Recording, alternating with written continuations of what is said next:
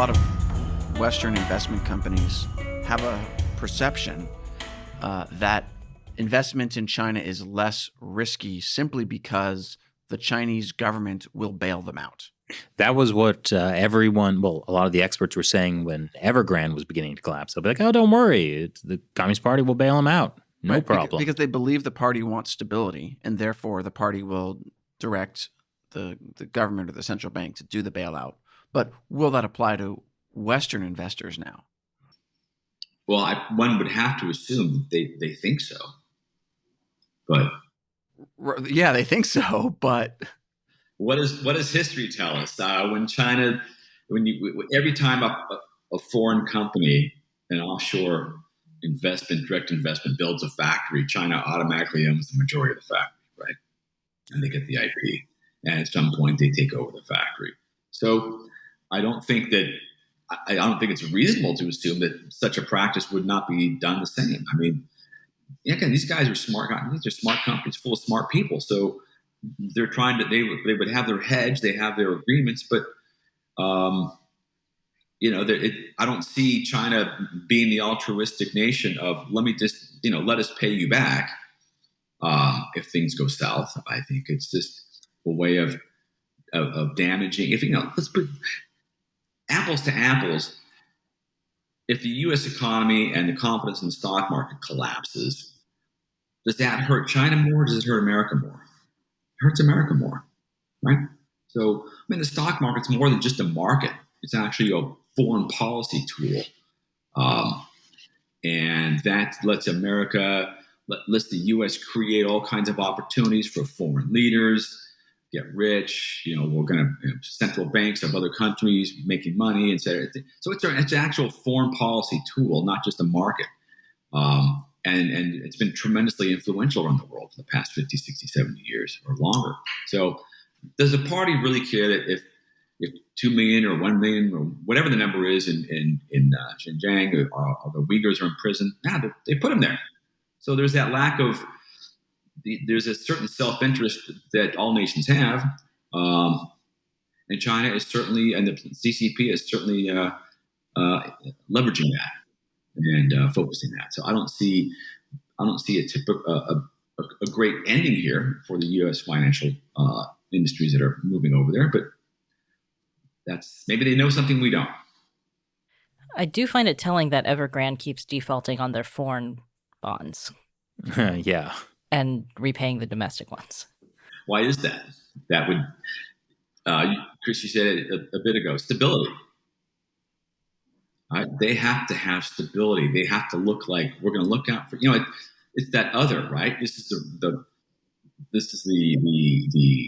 manifestation of all the propaganda about all the anti-U.S. propaganda that's been going on in China for decades. Well, we're going to protect you. We're not going to pay the ugly Americans, right, or whoever may be holding the debt offshore.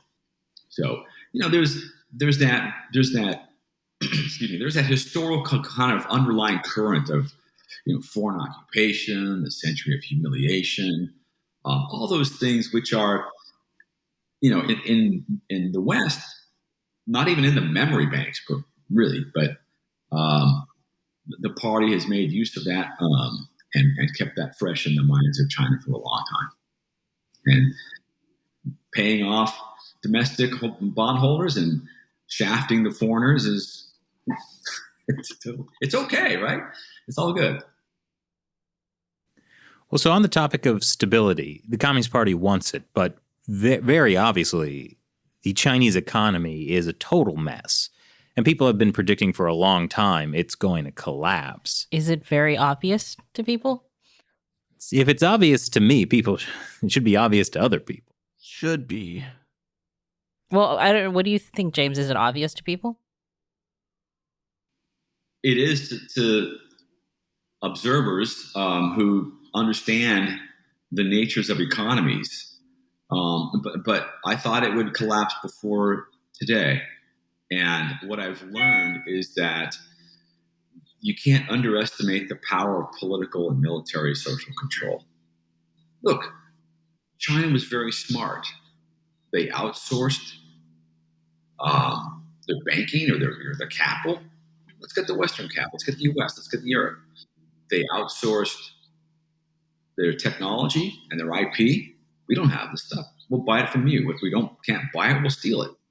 If we can't buy it or steal it, we'll create, these different programs, whether it's the Confucian Institute or 1,000 points of knowledge or whatever the programs are to recruit and pay, top level scientists and microbiologists, whatever the vertical might be there, bring them to China, make them rich, and we get their IP, we get their knowledge. So they've been very smart. It's interesting. They didn't have this in 1989, but boy, they really made us, 1990s, 2000s, and now we're in the third decade, past the third decade, and they've done tremendously well. So they've outsourced a lot of what they needed, and we were happy to give it to them in one form or one fashion or another. And that continues today, whether it's Huawei spyware or security spyware from different companies that funnel the information right back to China, right back to Beijing and the PLA. So stability is a big deal, but they've been smart about it because, look, what the Tiananmen Square demonstrated was that in a highly connected, highly communicative, and that was before the internet actually, but a highly communicatable world, the velocity of information is very fast. It has tremendous impact. And the CCP figured out that we have to control that velocity. We have to control that flow and stop it whenever we need to. So they have been doing that. And so the velocity of information and the exchange of information within a country is what generates innovation, right? So they stopped it at home largely and got the information from the outside, and then did their best to leverage it internally and with specific targeted programs and universities and stuff like that. That's what they've done. So you're right, stability has been a big problem, been a big goal, but that it's kind of a yin and yang thing, if I can even use that term. It's because, look, the more you have of one, the more you have of stability in terms of oppressing people, freedom of movement, lack of information, punishing innovative thought, all these types of things, then you create stagnation, which is what the Soviet Union did. And they saw that. China looked at Soviet and says, oh, look at Glasnost and... was it Perestroika? Yes, thank you, Perestroika. And they said, look what happens when they try to restructure and the free flow of information goes forward.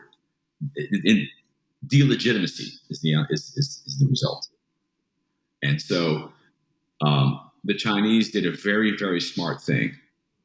We thought we were playing the China card against the Russians. Well, the Chinese were playing the American card against America. That's a good take. The worse things get, the more oppression to keep that stability going. Well, it's interesting because you're making the point that, like, because of the single-minded control over information in China, that basically has destroyed innovation. The Communist Party solved that problem by stealing innovation from abroad. Eventually, though, that's just going to destroy innovation globally. So then what happens? Well, I don't think it destroys innovation globally. Well, companies are run out of business. They're taken over by Chinese companies. They can no longer function. There's less incentive to innovate if you feel like you won't be able to control your IP. Yeah. That's true. And that is part of the reshoring effort, part of the tariff, part of the fact that let's ban Huawei, which the U.S. did, and tried to get Europe to do the same thing to some success. The world is now waking up. And look, let's be honest. Political leaders, there are some corrupt ones here and there. No. Policy may not change as rapidly as it ought to, for perhaps partially that reason. Laws don't get passed because someone who has an interest or is owed or owes China something, or however you want to convey that influence, those laws don't get passed or don't get implemented. I'm thinking Germany.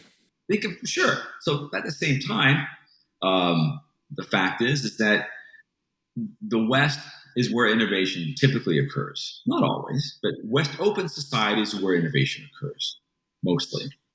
And, Chris, if you're a young engineer and you figure out a way to, encrypt or compress data in a way that is 10 times better than what we're doing now, you're going to have a market for it.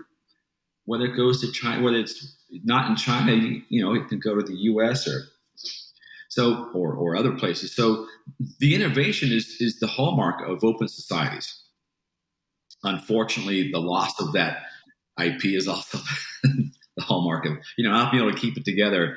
An open society kind of is open. So you're going to have these opportunities, and the Chinese have made full use of entrance in university and exchanges and bribery and theft and partnerships onshore and offshore and all those things. So yeah, I don't think it stifles innovation worldwide, but I think it certainly does.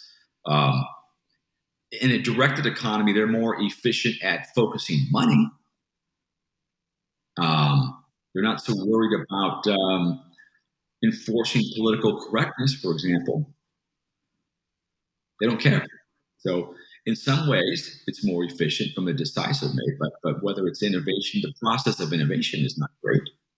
But look, Chinese are smart people, we're intelligent people, and as all peoples are, they have the ability to, they have hypersonic missile delivery technology, nuclear weapon delivery. I don't think we have that yet. So whether they invented it themselves or put it together through a variety of means of information acquisition, what matters is that they have it, and that's a